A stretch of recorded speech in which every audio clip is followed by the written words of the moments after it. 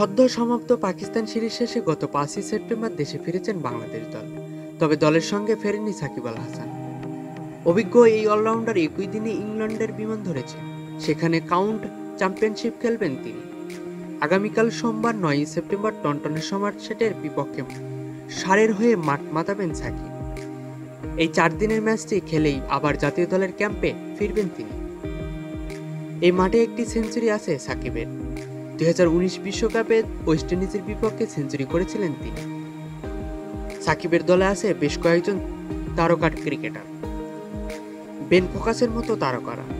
তাদের সঙ্গে এবার সাকিবের যোগ দেওয়াটা নিশ্চিতভাবেই দলের শক্তি বাড়াবে। আগামী ১৫ সেপ্টেম্বর ২ টেস্ট ও ৩ টি-টোয়েন্টি সিরিজ খেলতে বাংলাদেশ দল ভারত সফরে যাবে। ইংল্যান্ড থেকে সরাসরি ভারতে যাবে তিনি এবং দলের সঙ্গে যোগ দেবেন এই অলরাউন্ডার। টেস্ট সিরিজ তার খেলা নিশ্চিত করেছেন বিসিবি।